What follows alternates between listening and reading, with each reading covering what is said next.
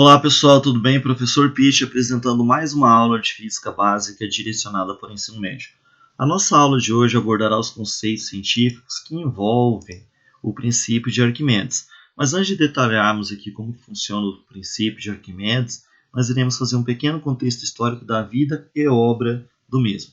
Nós iremos começar aqui por esse busto, onde que nós começaremos a relatar esse pequeno contexto histórico, um breve contexto histórico da vida e obra do Arquimedes. Então, Arquimedes ele nasceu em Siracusa, atual Itália, no ano de 287 a.C. Ele foi um matemático, engenheiro, físico, inventor e astrônomo grego. Também é filho de um astrônomo que provavelmente o apresentou à matemática. Arquimedes estudou em Alexandria, onde teve como mestre Cânon de Samos, e assim entrou em contato com Erastótenes. A esse último, Arquimedes dedicou seu método, no qual expôs uma sua genial aplicação da mecânica à geometria. Dessa maneira, ele pesava imaginariamente áreas e volumes desconhecidos para determinar seu valor. Voltou logo a Siracusa, onde se dedicou totalmente ao trabalho científico. Considerado o maior matemático da antiguidade, a quem Plutarco acreditou uma inteligência acima do normal, é conhecido uma série de anedotas. A mais divulgada é a queda por Vitrúvio, onde que refere-se ao método que utilizou para comprovar se existiu ou não fraude na confecção de uma coroa de ouro pedida por Hierão II, tirano de Siracusa e protetor de Arquimedes, quem sabe até seu parente. Então aqui nós temos uma das anedotas mais conhecidas, o tirano Hierão incumbiu o Arquimedes de verificar se todo o ouro dado ao ourives tinha sido utilizado em sua coroa, o que ele desconfiava que não tinha sido. Então, Arquimedes teve essa responsabilidade de verificar a situação. Então, após vários dias, várias tentativas de cálculo, experimentação, cansado já e preocupado por não resolver a questão, Arquimedes resolveu tomar um banho. E ao tomar um banho, o que ele constatou aqui? Ele percebeu que a água transbordava da banheira na medida em que mergulhava nela. Essa observação lhe permitiu resolver a questão que lhe havia sido proposta pelo tirano. E na época, ou ele resolvia ou ele morria. Conta-se que ao descobrir como detectar-se se a coroa era ou não de ouro, tomado de tanta alegria, ele partiu correndo pelas ruas de Siracusa em direção à casa de Hierão, gritando: Eureka, Eureka, Eureka, que significa descobri, descobri, descobri. Aqui nós temos a situação, numa tirinha, Você tem aqui o Arquimedes no ato da descoberta da maneira como ele encontraria a resposta para a problemática, vamos dizer assim, proposta por Hierão. Aqui ele propôs que se colocasse no mesmo volume de água que possibilitasse o transbordamento, a quantidade de ouro que o rei tinha fornecido e a coroa. Ao verificar que a quantidade de ouro que o rei fornecia transbordava um volume de água maior e a coroa um volume de água menor, constatou-se que a densidade do material utilizado na coroa era menor. Consequentemente, não era o ouro. Daí era outra liga metálica. Então, Arquimedes resolveu a situação e, ao mesmo tempo, não foi punido. E quem foi punido foi o ourives. Daí nós temos a segunda anedota, atribuída a Arquimedes, que é contado também por Plutarco, onde que Arquimedes assegurou ao tirano que se lhe desse um ponto de apoio, ele conseguiria mover a terra. Ou seja, essa frase ela é bem contextualizada e ela é trabalhada assim nos materiais por aí. Me dê um ponto de apoio e eu moverei o mundo. Acredita-se que, incentivado pelo rei, a pôr em prática o que dizia Arquimedes com um complexo sistema de roldanas, pôs em movimento sem esforço um grande navio com 3 mastros e totalmente carregado. Então aqui nós temos o princípio da alavanca. Nós temos um ponto de apoio, o fulcro, a alavanca, e aqui o peso está na parte menor. Então você tem aqui força resistente e força potente, que também é atribuída aí como anedotas ao Arquimedes. Nós temos também as outras diversas invenções. Uma bem conhecida também é o parafuso de Arquimedes, ou bomba de parafuso, né? É uma máquina utilizada para transferir líquidos de um local mais baixo até um ponto mais elevado. Sua invenção também é atribuída a Arquimedes e, nesse caso aqui, hoje em dia também é utilizado para despoluição de rios, limpeza de rios e assim sucessivamente. Daí nós temos aqui outra anedota atribuída a ele também, onde ele utilizou espelhos esféricos, né, que hoje nós sabemos que é o côncavo, né, para convergir os raios para os navios, entre aspas, inimigos. Né?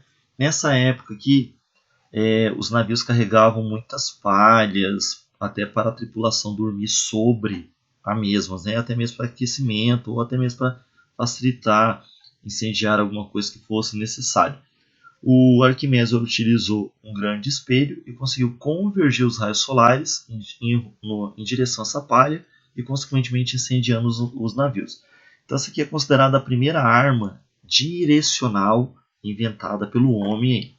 Aqui nós temos uma referência, já trabalhando com o princípio de Arquimedes, né, o empuxo, onde que o empuxo era uma resultante das forças exercidas pelo fluido no corpo e tem direção vertical para cima. Então, no frigir dos ovos, o empuxo é uma força na direção vertical para cima. Nesse caso aqui, nós temos uma esfera, né? Ela foi jogada aqui nesse líquido. Quando ela é jogada nesse líquido, ou quando você se joga no líquido, você tem a sensação de leveza. Porque a resultante das forças que o fluido exerce sobre você te empurra na vertical para cima. Por isso você tem essa sensação de leveza. Daí você tem um peso, um empuxo, e nós iremos tratar agora com mais detalhes o empuxo e da força-peso aqui. Então, o que é empuxo? É uma força de sustentação dirigida para cima quando se mergulha algum objeto dentro de um líquido ou mesmo de um gás. Então, aqui nós temos uma tirinha que demonstra isso, né? Puxa, uma pedra tão grande, tão leve. Então, aqui, além dele estar tendo a ajuda da força-peso, ele também está fazendo uma força com seus braços aqui. Então, ele está tendo o empuxo e o peso e a força exercida pelo rapaz em sentido oposto ao peso aqui. Quando ele tira da água, ele fala, ufa, de repente ficou tão pesada. Por quê? O fluido, que estava exercendo uma força vertical para ser denominado empuxo, não está tendo tanta influência mais na pedra, que não está tendo influência. Por isso, agora, toda a força que ele tem que exercer é para superar a força-peso da pedra. Daí nós temos aqui a complementação do princípio de Arquimedes. Né? O valor do empuxo que atua sobre um corpo mergulhado em um líquido ele é igual ao peso do líquido deslocado. Então aqui você tem um pedaço de madeira, ele está parcialmente mergulhado, então ele recebe essa força denominada empuxo vertical para cima. À medida que o rapaz força esse bloco de madeira para baixo, ele desloca um peso maior de líquido e recebe um empuxo maior. Idem na terceira situação. Então, o que nós podemos constatar aqui nessa figura? Que o empuxo será maior em C, pois há mais líquido deslocado. Essa experiência você pode também fazer em piscina ou banheiros. Né? Você pega uma bola e tenta levá-la até o fundo. Aí você percebe que essa força, que é denominada empuxo vertical para cima, ou seja, resultante das forças que o fluido exerce sobre o corpo direcionado na vertical para cima, ela aumenta à medida que você vai tentando afundar essa bola. Outra situação também que você pode verificar ao pegar alguém no colo que está dentro, mergulhado na água. Né? Você tem uma sensação que você está movimentando essa pessoa para cima e para baixo com uma certa facilidade, devido a essa ajuda da força vertical para cima, denominada empuxo. O empuxo também ele não é só em líquidos, nós temos o fluido, o ar também no meio gasoso aqui. Nesse caso aqui, o balão, né, quando enche todo esse envelope aqui, você diminui a densidade e, consequentemente, a resultante aqui das forças que atuavam no corpo, que é o peso e o empuxo torna-se maior, fazendo ter uma movimentação para cima. Quando ele não estava com esse envelope todo cheio, essa movimentação era para baixo, que a intensidade da força-peso era maior que o empuxo. À medida que todo esse envelope aumenta, a densidade do balão cai, né? Consequentemente de todo o conjunto aqui, e o empuxo torna-se maior que a força-peso, permitindo que o balão voe, né, vamos dizer assim, e mantenha até uma altura equilibrada quando você consegue igualar os dois à medida que você aquece o gás aqui com as labaredas. Aqui nós temos a nossa equaçãozinha do empuxo, né? O empuxo é igual ao peso do líquido deslocado. Lembrando que o peso do líquido deslocado é o produto da massa desse líquido vezes a gravidade.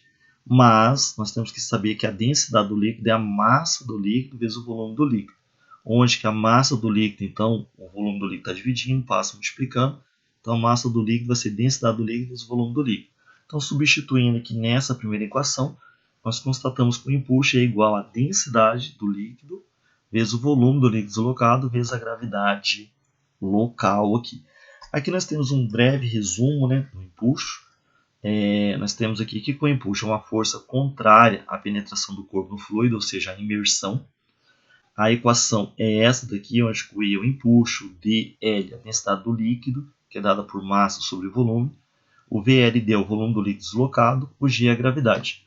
Aqui nós temos uma verificação que, quando a pessoa ergue essa criança aqui que tem um peso de 500 newtons, para ela erguer, ela tem que fazer uma força maior que o peso da criança, que é 500 newtons, então ela tem que fazer uma força de 600 newtons. Quando ela mergulha a criança nesse fluido, no caso aqui a água, né, ela para erguer a criança ela precisa fazer uma força de 480 newtons, né, ou para mantê-la aqui. Porque daí você tem o peso para baixo da criança de 500 newtons, só que você tem um empuxo vertical para cima de 20 newtons e o peso aparente, né, que ele tem que equilibrar a criança nessa altura aqui. Então, nesse caso aqui, o empuxo dá a sensação de leveza. Daí nós temos aqui alguns casos possíveis. Né? Caso 1, quando o corpo está flutuando com parte imersa, o empuxo é igual ao peso. Nesse caso aqui, a densidade do corpo é menor que a densidade da água. No caso 2, quando você solta o corpo em qualquer parte do líquido e permanece parado naquela posição que você soltou, o empuxo é igual ao peso naquela posição, só que a densidade do corpo é igual à do líquido. E quando o corpo está lá no fundo do recipiente, a densidade do corpo é maior do que a densidade do líquido. E nesse caso aqui, o empuxo mais a força normal seria igual à força-peso. Tudo bem? Daí nós temos aqui essa gravura que fecha o princípio de Arquimedes. Nós falamos dele hoje só em termos gerais. Daí nós iremos tratar uma próxima aula com exercícios e direcionamento mais específico para o seu dia a dia. Valeu, pessoal. Até a próxima. Felicidade e sucesso a todos.